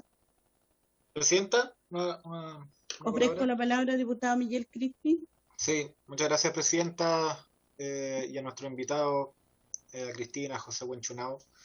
Yo primero, Presidenta, quiero decir que lamento mucho que el ministro dé su visión de las cosas y se retire. Y no quede nadie en su representación, porque es precisamente este el espacio que tienen la ciudadanía, donde pueden hacer uso también de las comisiones para poder interpelar a los ministros. Entonces, claro, los ministros llegan, da su visión, se va. Me imagino que tiene mucha agenda, pero estos son temas relevantes, entonces yo lamento en primer lugar eso. Y en segundo lugar, solo quería traer a la memoria cuando junto con usted, Presidenta, con Carmen Hertz, está también el diputado Celi, nuestro amigo Hernán Almendra, estuvimos con Celestino Córdoba el 2018. Y el tema central eran las condiciones carcelarias, no la libertad, era poder tener condiciones propias en lo que respecta a su condición de macho. En esa visita, Presidenta, yo aprendí mucho, y uno de los temas que me quedó dando vuelta tenía que ver con cuál es la aceptación real que hace el Estado chileno respecto al respeto y a la promoción de las culturas indígenas, que es el compromiso que tenemos con la OIT. Porque si hay un preso que tiene una apendicitis, que está prescrita por un médico, bueno, a esa persona, por supuesto que se le va a hacer una cirugía, ¿cierto? Ahora, si paralelamente hay un médico mapuche en el hospital de Nueva Imperial, que es un hospital que está financiado por un presupuesto chileno, ¿no? O sea, reconocido por el Estado chileno. Y hay un funcionario que también es reconocido por el Estado chileno como médico, que lo que le hace es un diagnóstico al machi de lo que necesita. No es una apendicitis, sino que es volver a su rehue. El Estado chileno no reconoce eso. Entonces, hay una visión occidental que termina imperando al final, porque pone unos bordes muy estrechos respecto a la cosmovisión que el Estado chileno debiera reconocer al momento de firmar estos compromisos, porque si no, mejor que no los firme. Yo espero que en la nueva Constitución tengamos un avance sustantivo no solamente en lo que quede respecto a convivir y vivir en un Estado plurinacional, sino que también el reconocimiento complejo y profundo que significa este tipo de derechos. Y eso tiene, por supuesto, que un efecto directo en las condiciones de privación de libertad de autoridades indígenas, ancestrales indígenas. Porque uno no puede empezar a seleccionar después de haberse comprometido a nivel internacional con el convenio 169, qué tipo de prácticas les parece mejores o peores, cuáles son razonables para la comunidad chilena, para la tradición chilena, lo bueno y lo malo, ¿no? Y en eso creo que no solo este gobierno, sino que en general los gobiernos han tenido una visión totalmente chilenizante, colonizante, que impide realmente acomodar las normativas y hacer cumplir los compromisos de los cuales el mismo gobierno se compromete. Y por eso mismo, respecto a lo último que se señalaba, todas las adecuaciones que tienen que haber para el tema carcelario, por supuesto que tiene que haber una consulta indígena, pero ese es el punto final, ese es el punto de llegada. Lo que se necesita es un proceso de conversación y diálogo político, intercultural, para poder generar una propuesta que genere satisfacción, no en el sentido de querer más o querer menos, sino que efectivamente cumpla con el compromiso que tiene el Estado chileno, y a mi juicio al menos eso hasta el día de hoy no se cumple. Bueno, por eso mismo continúan las huelgas de presos políticos mapuches, pero también de sus líderes ancestrales. Entonces esta me parece que es una gran deuda que espero que nosotros podamos saldar cuando nos toque ser gobierno. Eso, Presidenta, muchas gracias. Muchas gracias. Ofrezco la palabra, diputados.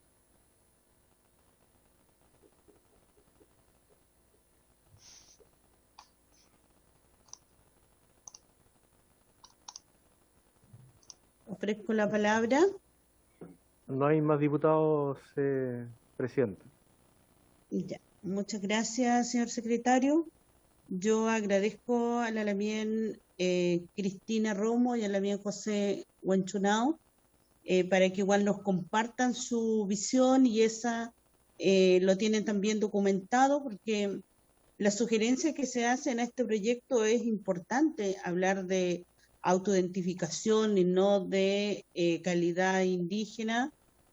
También incorporar dentro de aquella la palabra medicinal, creo que es necesario para este proyecto, y hablar de derechos y no de beneficios, que es tan necesario de incorporar. Por lo tanto, todas aquellas recomendaciones que nos han hecho ustedes, que nos hizo también el abogado Hernando Silva, y que también nos hizo el abogado Carlos Guerrero, son necesarios, como así también los otros invitados. Así que yo creo que en una siguiente sesión va a ser necesario de esta comisión, en los cuales podamos disponer del máximo de tiempo y donde el señor ministro esté, para poder responder y generar este debate que es tan necesario. Así que les agradecemos a ustedes su disposición de poder dar a conocer que este proyecto se inicia, y hoy día estamos en discusión, y como bien lo señalaron ustedes, se prepara justamente en el contexto de la huelga de hambre que estuvo el Marche Celestino Córdoba, y que tuvieron también nuestros Lamien en la cárcel de Temuco, Lebu y Angola. Así que por lo tanto yo les agradezco a ustedes, y vamos a seguir debatiendo este proyecto. Hay que mejorar obviamente todas aquellas sugerencias que nos han señalado, y en los cuales también los diputados aquí presentes han hecho sugerencias en las sesiones anteriores. Así que les agradezco. Muchas gracias, Lamien Chaltu, por ¿Presidenta? Su disposición. Sí, diputado. Solo consultarle, ¿en qué momento va a pasar la votación en particular del proyecto? Estamos solamente hoy día recibiendo las audiencias, nos falta todavía la votación en particular, y tenemos todavía a otros voceros que estuvieron también en la huelga de Angol y otros, para que ellos puedan también entregarnos y aportarnos su visión, posteriormente la votación en general, y después en particular, por los cuales hay que tener en consideración las sugerencias y las observaciones que nos han hecho a este proyecto. Muy bien. Chalto también a cada uno de ustedes y nuevamente le estaremos invitando en una siguiente sesión. Gracias.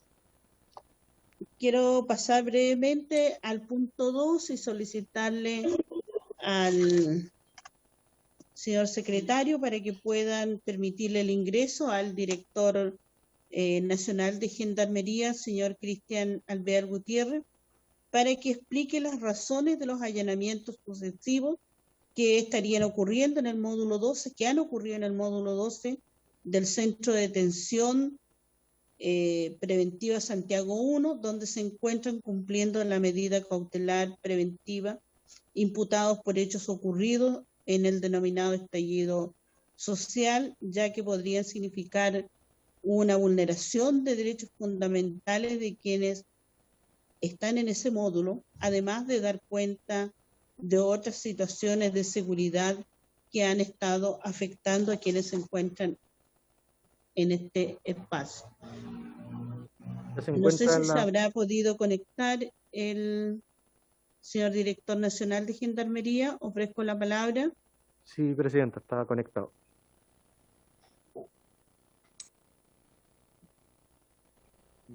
Déjeme ver. Don Cristian. Don Cristian Alvear, le ofrezco la palabra. No lo escuchamos. Está con el audio activado, pero no lo escuchamos. Don Cristian tiene una dificultad. ¿Se escucha? Muy bajo. Se escucha muy bajo. Ahí sí, ahí aumentó el volumen. ¿Ahí sí? Sí. ¿Se escucha bien? Ahora sí. Bueno, sí. Muy buenas tardes, estimada Presidenta de la Comisión de Derechos Humanos y Pueblo Originario, Serenira Nullado, y a todos los diputados y diputadas que son parte de esta sesión.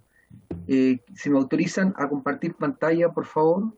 Bueno, lo primero es hacer una presentación desde lo macro, estimada Presidenta y diputados y diputadas, respecto a la Ley Orgánica de Gendarmería. El artículo 3º, lo que le corresponde a la institución, la letra A, señala dirigir todos los establecimientos penales del país, aplicando las normas previstas en el régimen penitenciario que señala la ley y velar por la seguridad interior de ellos. Eso es muy importante, estimados parlamentarios, por la sencilla razón que no es ajena a la administración penitenciaria los conflictos que se producen entre distintos privados de libertad o distintas bandas en algunos casos, y el deber de Gendarmería mantener el orden y la seguridad tanto de los mismos privados de libertad como también del personal y las instalaciones. Respecto al reglamento de establecimientos penitenciarios, en el decreto de justicia número 518, que tiene 123 artículos, citamos los pertinentes a esta exposición. El artículo 6º señala que ningún interno será sometido a torturas, a tratos crueles, inhumanos o degradantes de palabra u obra, ni será objeto de un rigor innecesario en la aplicación de las normas del presente reglamento. El inciso 3º señala: la administración penitenciaria velará por la vida, integridad y salud de los internos. Artículo 23. Estará prohibido en los establecimientos penitenciarios la elaboración, venta, distribución o consumo de bebidas alcohólicas, estupefacientes y drogas que no hayan sido autorizadas por prescripción médica.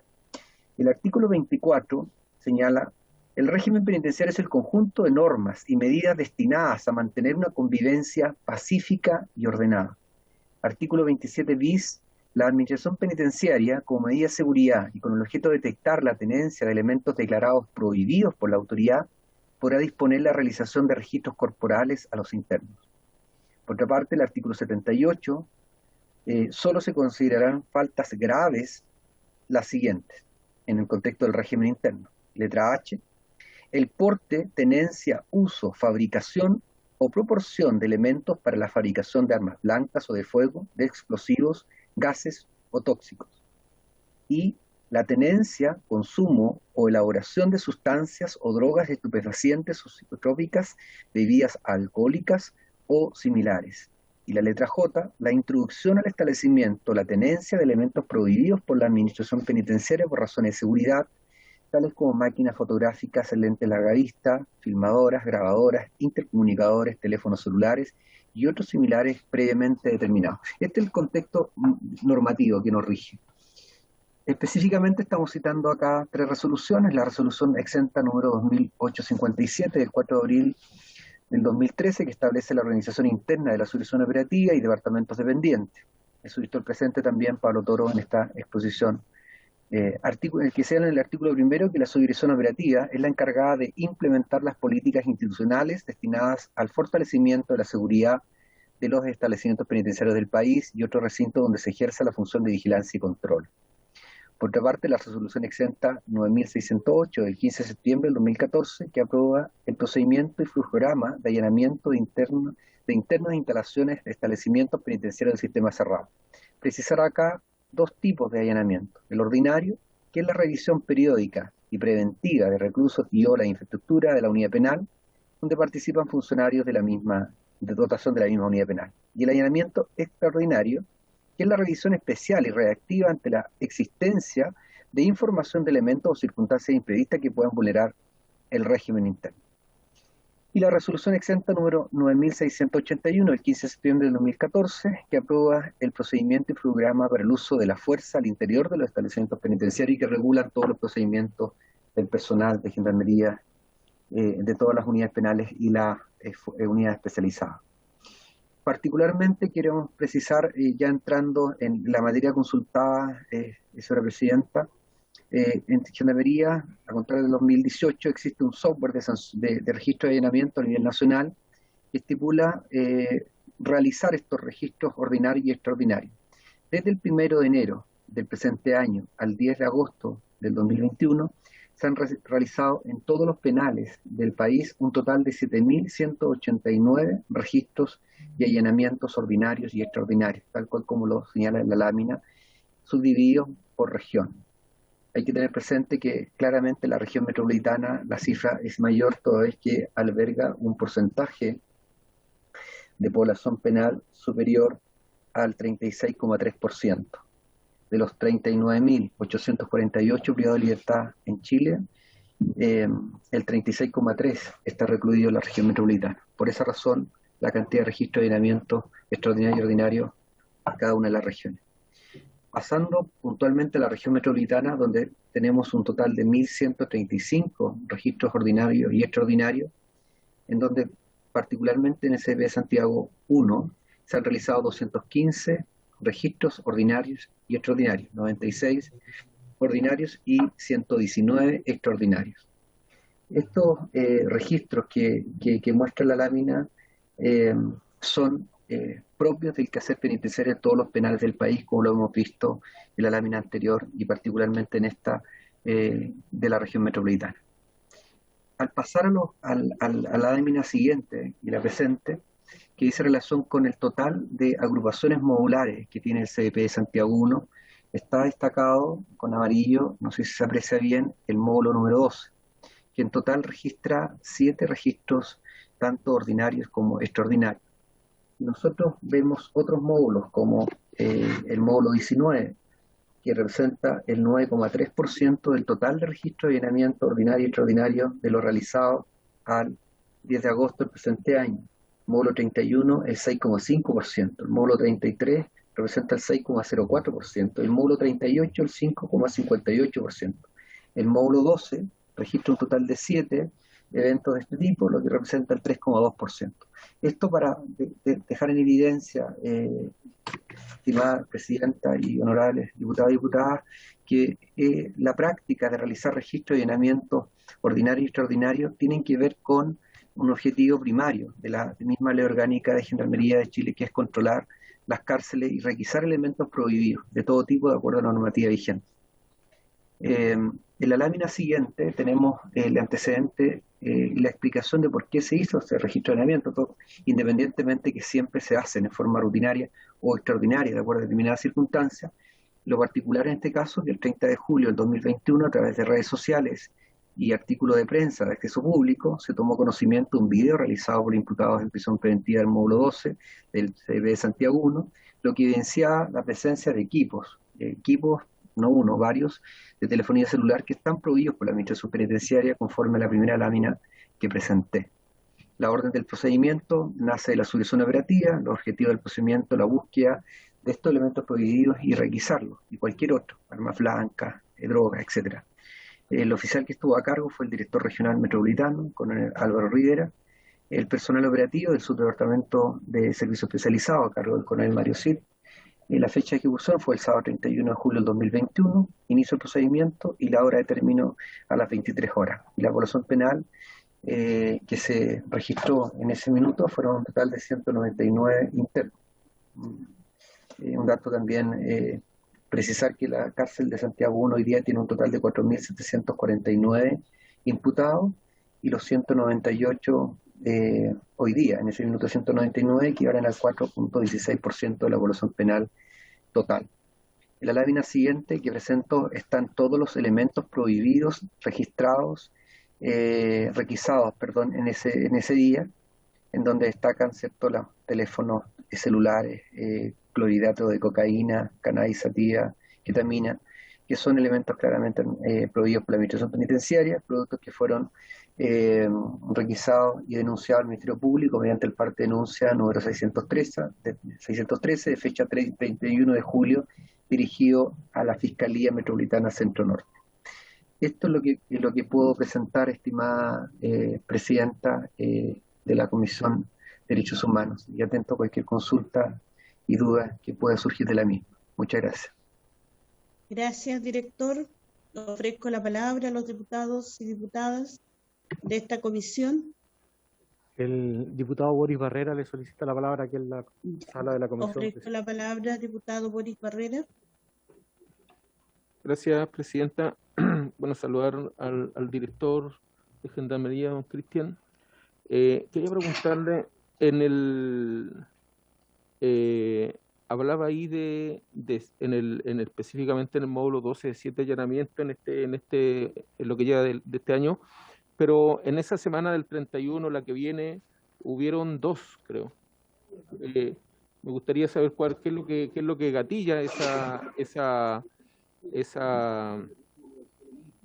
medida de hacer otro inmediatamente después de que hicieron ese primero, y por qué también se habla de que estos últimos que se han realizado en el módulo han sido con extremada violencia. De hecho, hay una denuncia y creo que hay un recurso de amparo por el chico, digo, tiro el nombre, que se me perdió, por Nicolás Piña, que fue bajado del módulo esposado, a diferencia de los demás detenidos. Fue aislado ahí cuando estaban todos no sé en qué lugar, ahí en un patio, apuntado por un foco a su cara por varias horas, en donde se cantaba su nombre a viva voz varias veces, y de acuerdo a lo que expone el señor director, hay un artículo ahí, el artículo 6 parece que dijo que a nadie se le debía torturar ni causarle, dice, tratos crueles. Creo que eso o se asimila prácticamente a medidas de tortura, o sea que se haga un allanamiento, que se baje a todos los detenidos ahí a un sector determinado, pero que a unos se les pose, a unos que se les trate de manera distinta y de manera más violenta, casi, no sé, casi como en un interrogatorio. Entonces, no sé si el director sabe de eso y sabe que también, la otra pregunta que le decía adelante, ¿qué es lo que gatilla el segundo allanamiento? Eso, Presidenta. Muchas gracias, señor director. Ofrezco la palabra.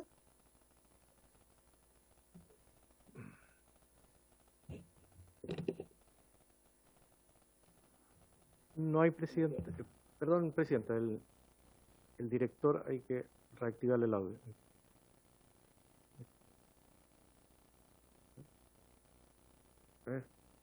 Y informática, si le puede reactivar el audio al director de Gendarmería, por favor.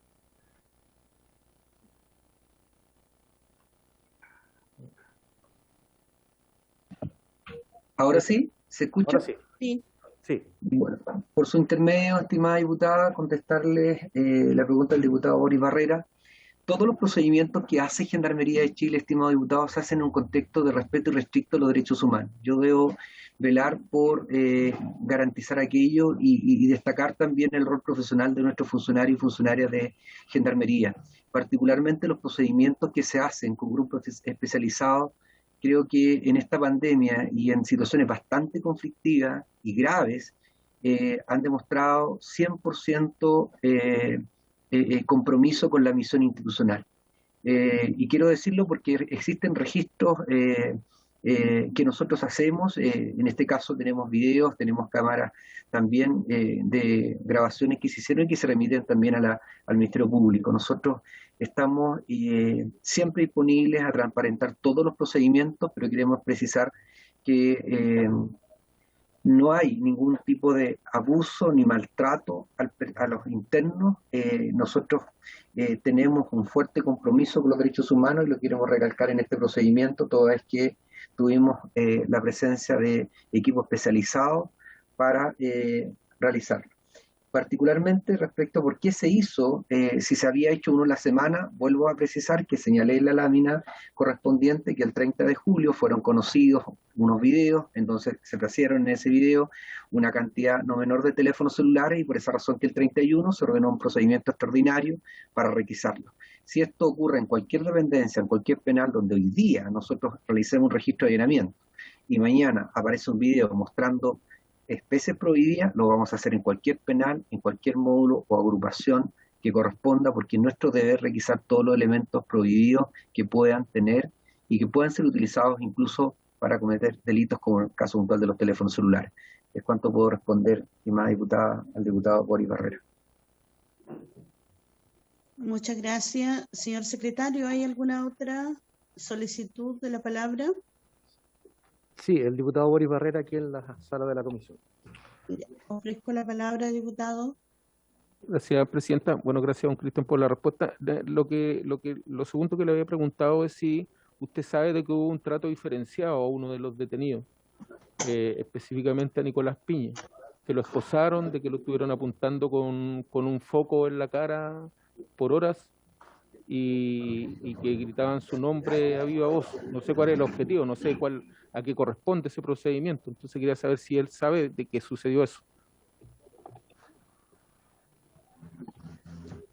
Señor director, yo tengo una pregunta también y que es, no sé cuál sería la situación aquí en este centro de detención Santiago 1, porque entendiendo la crisis sanitaria en lo que nos encontramos y a raíz de esta situación, a varias personas que están privadas de libertad se les había permitido usar el teléfono. ¿En qué minuto se hizo la restricción precisamente en este centro de detención? Y la pregunta también, sumarme a lo que decía el diputado Boris, ¿cuáles fueron las razones de haber tenido un segundo allanamiento? ¿Tenían algunas dudas? ¿Tenían información?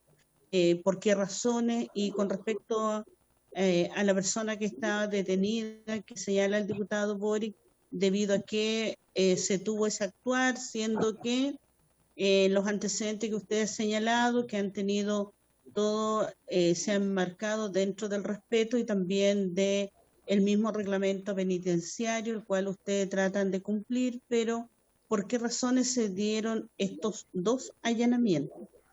Muchas gracias. ¿Puedo responder? ¿Se escucha? Sí, ofrezco la palabra, señor director. Gracias, estimada diputada. Respecto al caso del diputado Nicolás Piña, entiendo que hay un recurso que está conociendo la Corte. Nosotros tenemos que remitir todos los antecedentes y lo vamos a hacer para total transparencia. Acá no hay ninguna situación que se quiera ocultar y tampoco está esta lógica de colocar un foco o generar algún tipo de menoscabo a ningún imputado, a ninguna persona privada de libertad. Así que vamos a enviar todos los antecedentes y cualquier otro que se requiera por esta vía, señora presidenta, a través de documentos, nosotros podemos colocarlo a disposición. Y respecto al registro de allanamiento, insisto, ¿por qué se hizo el 31? Porque el 30 apareció un video exhibiendo teléfonos celulares. Ahora, ¿por qué si los teléfonos celulares estaban autorizados? Los teléfonos celulares estaban autorizados en el contexto de crisis sanitaria que estábamos viviendo en el país. Como las unidades penales no pudieron, por razones sanitarias, extender la visita que normalmente reciben los privados de libertad presenciales, se empezaron a optar por visitas, obviamente, a través de remotas. Y una de esas alternativas, habilitándose alguna sala con computadores, era también durante los horarios de visita que tenía un módulo, calle, galería, etcétera, habituales, era que los familiares llevasen teléfonos celulares que nosotros los rotulábamos, los dejábamos en una caja, en una dependencia determinada, para que el día puntual de la visita que ellos tenían habitualmente física, presencial, se les entregaba estos aparatos celulares para que ellos se comunicaran con sus familiares o seres significativos. Ese era el objetivo, de que ellos tuviesen acceso a un teléfono móvil para comunicarse con su familia, pero no para que los tuviesen ellos 24/7 en cualquier circunstancia. Eso no está regulado de esa manera, estimada diputada y parlamentario, sino que era facilitar una llamada en un contexto sanitario, de tipo humanitario, porque era imprescindible a nosotros también que la familia de los privados de libertad y privadas de libertad estuviesen tranquilas, como también ellos respecto al estado de salud de sus familiares. Por esa razón se permitió el uso de teléfonos celulares, pero en ese contexto de control. Bien, muchas gracias. ¿Hay alguna otra solicitud de la palabra, señor secretario?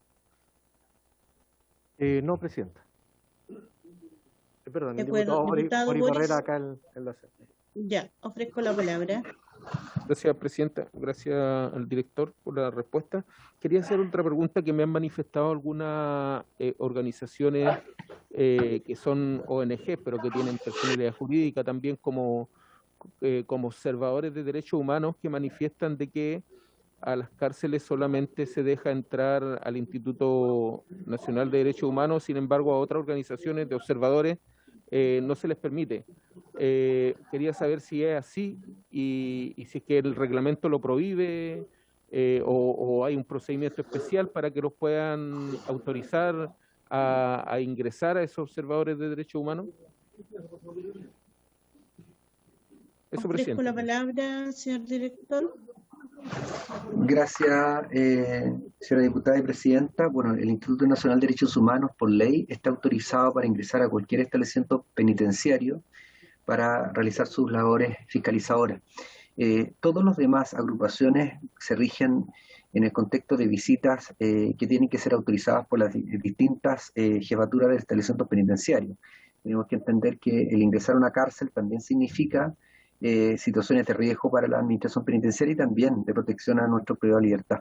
Cualquier ONG, cualquier grupo de personas pudiesen intentar ingresar a una cárcel con fines que uno puede no desconocer y que los internos puedan incluso no aceptar. Por esa razón tiene que estar regulado y muy bien expresado cuáles son las motivaciones y los objetivos y a quiénes van a avisar y si cuentan o no con la voluntariedad de los privados de libertad o privadas, en este caso mujeres, de recibirlo. Por esa razón el control exhaustivo a cualquier persona que quiera ingresar a una cárcel, estimado diputado.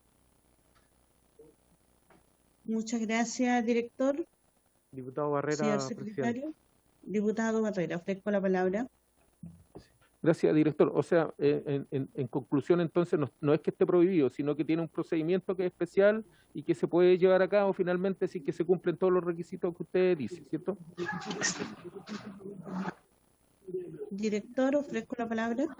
Gracias, diputada, presidenta. Sí, perfecto. Se pueden hacer a través de un procedimiento escrito al alcaide especificando quiénes son las personas, la identidad y a qué internos les necesitan ir a visitar para también consultar a los internos si los quieren recibir, sacarles las autorizaciones también por escrito que tienen que firmar y se puede, ¿cierto?, autorizar en los casos que corresponden.